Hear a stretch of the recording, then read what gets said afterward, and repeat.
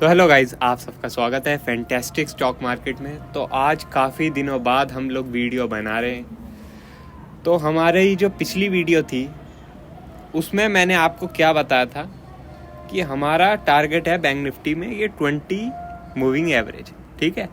और आप लोगों ने देखा है हमें टारगेट मिल गया था। अब टारगेट मिलने के बाद यहाँ से एक बाउंस आया था और अब क्या है कि कल इसका ब्रेकडाउन मिल गया था, 20 मूविंग एवरेज का ब्रेकडाउन मिल गया था। तो आज के लिए हमारा गेम प्लान क्या रहना चाहिए था?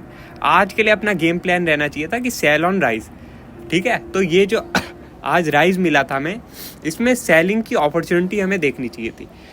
अब ये तो हमारा व्यू था ही, इस व्यू की बैकिंग के लिए हमारा पास डाटा भी था। जो FIIs थे उन्होंने 8% अपनी जो लॉन्ग की पोजीशन थी वो कम कर दी थी और शॉर्ट जो पोजीशन थी वो इंक्रीज कर दी थी। तो हमारे को क्या है कि 20 मूविंग एवरेज का तो सपोर्ट मिल ही गया था, साथ में ये जो डाटा था इसका भी सपोर्ट मिल गया था कि हमें आज सेल ऑन राइज करना है। और आप लोग देख सकते हैं बैंक निफ्टी का क्या हाल हुआ, ठीक है। तो अब हमारा नेक्स्ट टारगेट क्या रह सकता है बैंक निफ्टी में? हमारा नेक्स्ट टारगेट ये रह सकता है, लगभग ये लाइन थोड़ी मैं सीधी खींच लूँ,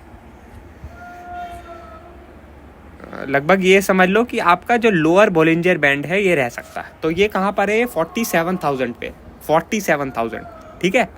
तो एक चीज़ और है कि जो PCR है वो 0.46 पर आ गया है, ठीक है, 0.46।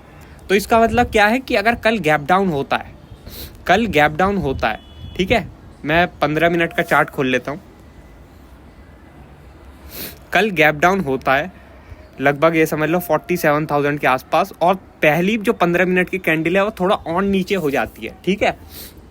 उसके बाद जो अगली कैंडल बनेगी वो थोड़ा बहुत नीचे जाके वापस ऊपर आ जाती है। तो समझ जाना कि और गिरने वाला नहीं है बैंक निफ्टी, और गिरने वाला नहीं है बैंक निफ्टी। बैंक निफ्टी या तो साइडवेज हो जाएगा या थोड़ा बहुत ऊपर जाके फिर सेलिंग दिखा देगा, समझ गए। मगर ये कि जो पुट की अपॉर्चुनिटी होगी, जो सेलिंग की अपॉर्चुनिटी होगी वो आपकी ख़त्म हो जाएगी, वो आपकी ख़त्म हो जाएगी। एक बारी एक बाउंस आ सकता है, तो अपनी जो भी शॉर्ट पोजीशन है वो उस टाइम बुक ज़रूर कर लेना, ठीक है। फिर अगर आपको बाउंस मिलता है, ठीक है, और कोई एम पैटर्न बनता है जैसे यहाँ पर आज बना था, यहाँ पर आज जैसे एम पैटर्न बना था, ठीक है, तो ऐसा कोई एम पैटर्न बनता है, उसका ब्रेकडाउन होता है, फिर आप सेलिंग की ट्रेड ले सकते हैं, ठीक है। तो आपको ये इस चीज़ का ख्याल रखना है कल कि अगर एक गैप डाउन होता है और पहले 15 मिनट की कैंडल नीचे पहुंच जाती है, ठीक है, तो आपको अपनी जो भी शॉर्ट की पोजीशन है उसे बुक करने के बारे में सोचना है एक बारी कम से कम। फिर बाउंस का वेट करना है, बाउंस का वेट करना है, और किसी एम पैटर्न का वेट करना है कि एम पैटर्न मिले, उसका ब्रेकडाउन हो तो दोबारा सेल पोजीशन ले सकते हैं, वरना अवॉइड करना, वरना अपना जो प्रॉफिट कमा लिया उसको अपना बचाना, प्रॉफिट बचाना भी बहुत ज़रूरी होता है। दूसरी बात ये समझ लो, गैप अप हो जाता है, तो गैप अप हो जाता है तो अगर ये जो लेवल है जो कि है 47,700, इसके ऊपर बैंक निफ्टी जाने लगता है तो समझ जाना कि भाई बैंक निफ्टी अब शॉर्ट कवरिंग दिखा सकता है। वरना क्या है कि बैंक निफ्टी फंस जाएगा, बैंक निफ्टी फंस जाएगा 47,800 से लेके आपका 47,300 की एक रेंज में फंस जाएगा, और यहाँ पर ऑप्शन सेलर अपनी सेलिंग करते रहेंगे और जो ऑप्शन बायर हैं वो अपना डिके लेते रहेंगे। तो जो गैप अप है वो काफ़ी ख़राब सिनेरियो हो जाएगा कल के लिए, क्योंकि गैप अप के केस में ट्रेडिंग अपॉर्चुनिटी कल मिलना बहुत मुश्किल हो जाएगा।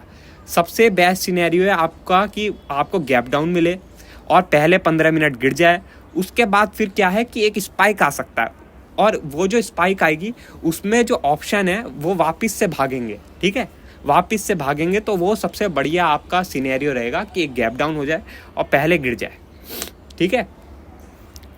बाकी फ्लैट का केस भी कुछ खास नहीं रहेगा, क्योंकि फ्लैट के केस में भी हो सकता है ये थोड़ा गिरे, यहीं तक आए और वापस से साइडवेज हो जाए या बाउंस करने लग जाए, ठीक है, या थोड़ा टाइम पास करके फिर बाद में गिरे। तो फ्लैट का केस भी कुछ खास नहीं रहेगा। ऑप्शन बायर के लिए बढ़िया यही रहेगा कि गैप डाउन हो जाए, ठीक है। और फिर सेकंड हाफ में देखना कि वापस से ये जो लो बनेगा पहले 15 या 30 मिनट का जो भी लो रहेगा वो ब्रेक होता है या नहीं। अगर ब्रेक होता तो और फर्दर मोमेंटम मिल सकता है फिर आपको क्लोजिंग टाइम में, ठीक है। अब बैंक निफ्टी का तो मैंने पूरा बता दिया, निफ्टी का भी बता देता हूँ। तो निफ्टी का अगर आप लोग चार्ट पैटर्न देखेंगे ये भी थोड़ा नेगेटिव ही दिखेगा लेकिन निफ्टी में क्या है कि एक सपोर्ट एरिया आ रहा है जो कि है 20 दिन की मूविंग एवरेज। अगर इसके नीचे निफ्टी ने क्लोजिंग दे दी, इसके नीचे निफ्टी ने क्लोजिंग दे दी, तो जो थर्सडे का दिन है वो भी थोड़ा नेगेटिव रह सकता है, वो भी थोड़ा नेगेटिव रह सकता है। और मैं आपसे ये बोलूँगा कि कल के दिन आप लोग निफ्टी को ट्रेड करना प्रेफर कीजिए बैंक निफ्टी की बजाय, क्योंकि बैंक निफ्टी का पीसीआर भी 0.46 है, तो उसमें थोड़ा बहुत जो है ना स्पाइक भी बड़े आएंगे, स्पाइक भी बड़े आएंगे। और निफ्टी का भी पीसीआर है 0.7 के आसपास।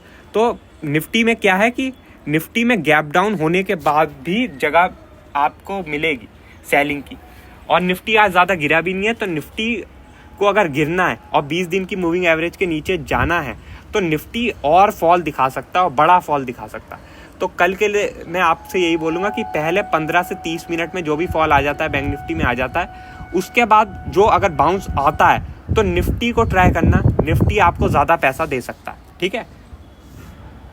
तो और कोई अपडेट होगी हम आपको टेलीग्राम में बता देंगे। वीडियो अच्छी लगी हो तो लाइक कर देना, और चैनल पर नए हो तो सब्सक्राइब कर देना। आज के लिए बस इतना ही, थैंक यू।